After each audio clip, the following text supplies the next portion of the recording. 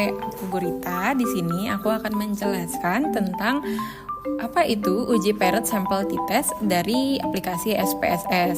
Nah, di sini pertama kita akan mengenal dulu pertama dari konsep dasar uji Paired Sample T-Test-nya. Nah, uji Paired Sample T-Test ini bertujuan untuk mengetahui apakah terdapat perbedaan rata-rata dua sampel yang berpasangan. Ingat ya, dua sampel yang berpasangan. Nah, selanjutnya data yang diuji adalah perbedaan rata-rata sebelum dan sesudah. Nah, before and after, atau di sini kita akan pakainya nanti pretest dan posttest. Nah, selanjutnya syarat yang dilakukannya ini pertama harus datanya ini berdistribusi normal. Lalu yang kedua, skala datanya itu interval atau rasio. Nah, untuk uji Paired Sample T-Test ini merupakan bagian dari statistik parametrik. Selanjutnya, apabila data tidak berdistribusi normal, maka dianjurkan menggunakan uji statistik non-parametrik.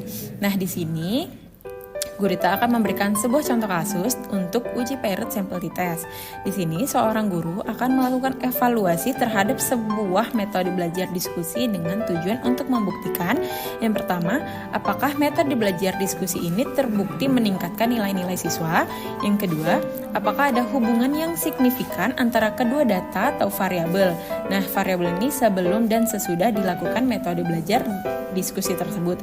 Yang ketiga, apakah ada perbedaan nilai yang signifikan antara sebelum digunakan metode belajar diskusi dan sesudah dilakukannya metode belajar diskusi tersebut.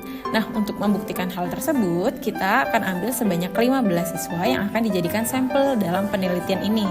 Nah, di sini data nilai evaluasinya ini ya, ada pretest dan posttest, tapi ini udah kita pindahkan langsung ke Miss Excel-nya. Nah, di sini udah ada datanya ya, pretest sebanyak 15 siswa dan setelah dilakukan posttest sebanyak 15 siswa. Nah, sekian penjelasan dari Gurita. Yang selanjutnya akan dijelaskan oleh Kuda Laut. Di sini aku Kuda Laut akan menjelaskan tentang uji normalitas. Sebelum ke uji Paired Test, data harus berdistribusi normal terlebih dahulu, makanya kita akan membahas tentang uji normalitas. Nah, di sini bagaimana sih cara mengecek uji normalitas data menggunakan SPSS? Oke, yang pertama kita kopas dulu data yang ada di Excel tadi. Kemudian menggunakan Ctrl C, kita membuka aplikasi SPSS. Nah, di sini udah terbuka ya aplikasinya. Terus kita menuju ke variable view. Kita tulis di name itu pre dan yang kedua itu post. Kemudian agar nilainya bulat, maka untuk desimalnya kita jadikan 0.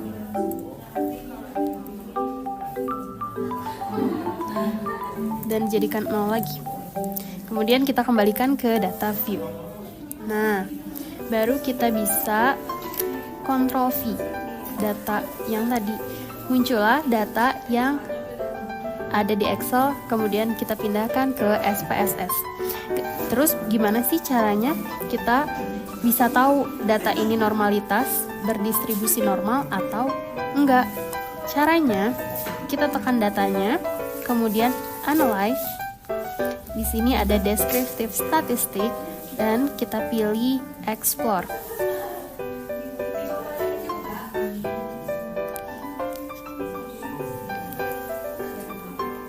Nah, di sini kita pindahkan ya datanya satu-satu. Jangan lupa untuk klik plots, kemudian kita centang normality plots with test. Kemudian continue. Yang terakhir oke. Nah, di sini bakal keluar output dari data tersebut. Tapi di sini datanya banyak banget ya tabelnya. Maka kita langsung ke test of normality. Nah, di sini ada keluar ya datanya berbentuk tabel. Untuk memudahkan, Kuda Laut udah mindahin nih tabelnya ke dokumen. Bisa dilihat sama ya datanya. Didapatkan tabel task of normality. Kemudian gimana sih cara kita nentuin apakah data ini berdistribusi normal atau tidak? tentu ada dasar pengambilan keputusan uji normalitas. Yang pertama, jika nilai sigma lebih besar dari 0,05, maka data berdistribusi normal. Jika nilai sigma lebih kecil dari 0,05, maka data berdistribusi tidak normal. Kita lihat di Shapiro-Wilk, sigma Shapiro-Wilk yang ada di sini. Untuk pretest sigmanya 0,104 dan untuk post-test sigmanya bernilai 0,634. Dapat kita simpulkan, analisis output SPSS didapatkan nilai sigma sebesar 0,104 untuk pretest dan 0,634 untuk posttest. Nilai tersebut lebih besar dari 0,05, maka dapat disimpulkan bahwa data berdistribusi normal. Oke, halo, saya Bintang Laut. Di sini saya akan melanjutkan penjelasan dari kuda laut. Tadi kan kuda laut udah menjelaskan tentang data, bahwasannya datanya itu berdistribusi normal. Nah, kemudian kita lanjut menguji paired sample t-test. Pertama, kita cari kata analysis. Nah, kemudian kita cari kata compare-means. Nah, di dalam kata compare-means itu ada kata paired sample t-test. Nah, setelah kita ketik paired sample t-test, maka bakal muncul di sini ada pretest dan posttest. Pertama pretest, kita pindahkan ke sebelah kanan dengan mengklik tanda panah ini. Nah, yang kedua ada postcast, kita juga pindahkan ke sebelah kanan, kita klik tanda panah ini. Nah, kemudian klik OK.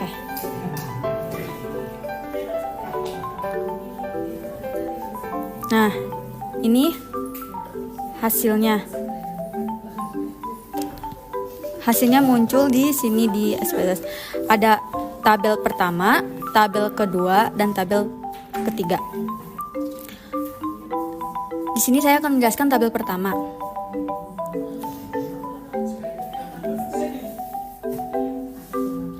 Nah, di sini jika nilai sigmanya 2 kurang dari 0,05, maka ada perbedaan produktivitas yang signifikansi antara sebelum dilakukannya training dan sesudah dilakukannya training.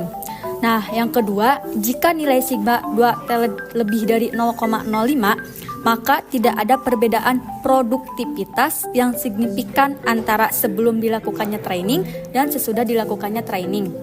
Di tabel ini ada pretest dan posttest, ada mean itu rata-rata pretest itu 30,0667 dan posttest itu 61,0000 dan N itu banyaknya jumlah sampel yang diambil. Nah, kesimpulannya di tabel pertama ini, analisis output SPSS didapatkan nilai mean atau mean sesudah diterapkan metode diskusi lebih besar dibandingkan dengan sebelum diterapkan metode diskusi, sehingga sesudah dilakukannya metode diskusi tersebut terbukti dapat meningkatkan nilai siswa. Nah, dilanjut tabel yang kedua dan ketiga itu akan dijelaskan oleh Paus. Hai, ini Paus. Ayo kita lanjutin pedoman uji paired sample t-test untuk tabel kedua dan tabel ketiganya. Lalu di tabel kedua ini ada paired samples correlations dengan ada pair 1 yaitu pretest dan posttest dengan jumlah masing-masing 15 dengan nilai correlation 0,963 dan nilai signifikannya adalah 0,000. Lalu dapat kita analisis output SPSS-nya, didapatkan nilai signifikan sebesar 0,0000. Nilai tersebut lebih kecil dari 0,05. Maka berkesimpulan bahwa kedua data memiliki korelasi atau hubungan yang signifikan. Nah, kita lanjut ke tabel yang ketiga, yaitu ada tabel paired samples test. Di tabel ini ada pair 1 dengan pretest dan posttest juga. Ada paired difference yaitu mean dengan nilai 3,09333E1 dengan standar deviation-nya ada 4,14844, dengan standar mean-nya ada 1,07112, dengan 95% confidence interval of the difference, dengan lower minus 33,23066 dan upper minus 28,63601. Nilai T-nya ada minus 28,879. Lalu derajat of freedom ada 14 dengan signifikan 0,000. Maka analisis output SPSS-nya didapatkan nilai signifikan 2 tailed sebesar 0,000. Nilai tersebut lebih kecil dari 0,05. Maka berkesimpulan bahwa ada perbedaan nilai yang signifikan antara sebelum dan sesudah diterapkannya mode diskusi. Mungkin segitu aja yang bisa Paus jelaskan. Terima kasih untuk perhatiannya. Terima kasih juga sudah bertahan sejauh ini. Terima kasih. Dadah. Kenalin, aku sebagai bintang laut. Hai bintang laut. Hai. Kenalin, aku sebagai ikan paus. Hai ikan paus. Kenalin, aku sebagai gurita. Hai gurita. Kenalin, aku sebagai kuda laut. Hai kuda laut.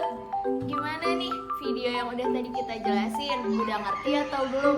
Kalau belum ngerti, boleh di play lagi ke awal ya. Jangan lupa like,